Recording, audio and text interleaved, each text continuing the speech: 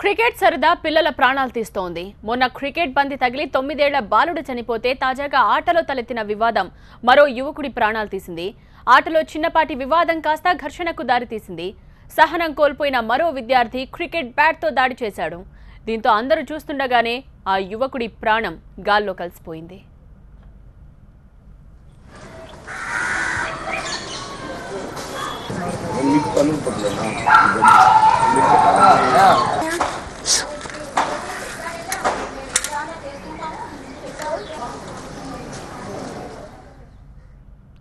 Cricket గల్లీ నుంచి ఢిల్లీ వరకు అందరూ సరదాగా ఆడుకునే ఆట. ఈ క్రికెట్ సరదాలో క్షణికావేశాలు హత్యలకు దారితీస్తున్నాయి. తాజాగా పశ్చిమ గోదావరి జిల్లా ఏలూరులో క్రికెట్ ఆటలో దారుణం జరిగింది. సందీప్ అనే యువకుడు 10వ తరగతి పరీక్షలు రాశాడు. ఫలితాలు వచ్చేలోపే ప్రాణాలు కోల్పోయాడు.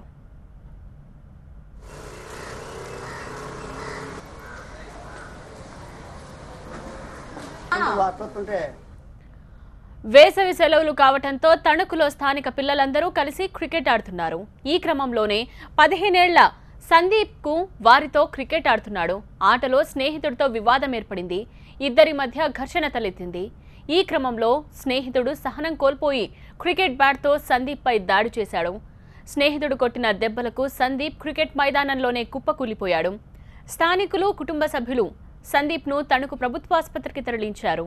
అయితే అప్పటికే చనిపోయినట్టు వైద్యులు నిర్ధారించారు. అదేవిధంగా మామూలుగా ఇటుకి క్రికెట్ ఆడుకోవడానికి 4:15 ఇంట్లోంచి బయటకు వచ్చాడు. అక్కడ ఆడుకుంటూ ఉండగా ఒక అబ్బాయి వచ్చి నేను ఆడతాను, నాకు బ్యాట్ ఇవ్వని అంటే మేము అనేటప్పటికి పక్క తీసుకెళ్ళి అక్కడ దారుణంగా ముక్కు మీద, మెడ మీద అన్నీ కొట్టేటప్పటికి ఆ మెడ నరాలు తెగిపోయి ముక్కు గాయమై బ్లడ్ కారి అక్కడికక్కడే కోమాలో అక్కడికక్కడే స్పృహ తప్పి పడిపోయాడండి. ఇంకా ఆటోలోనే అసలు అక్కడే ప్రాణం పోయినట్టండి. సందీప్ కుమార్ అనే కుర్రుడు మా తమ్ముడేనండి.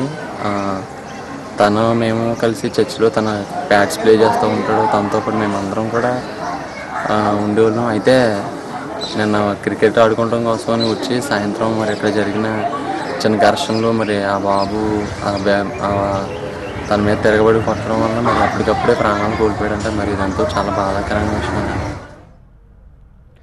సరదా కోసం ఆడే ఆటల విషయంలో జాగ్రత్తగా ఉండాలి. నిర్లక్ష్యంగా, అజాగ్రత్తగా ఉండకూడదు. కొన్ని సందర్భాల్లో నిర్లక్ష్యం ప్రాణం తీస్తుంది. అలాగే సరదా ఆటల్లో క్షణికావేశాలు కూడా జీవితాలను నాశనం చేస్తాయి. కన్నవారికి తీరని శోకాన్ని మిగులుస్తాయి. సో పిల్లలు ఆటల్లో జాగ్రత్తలు పాటించడం మర్చిపోకండి.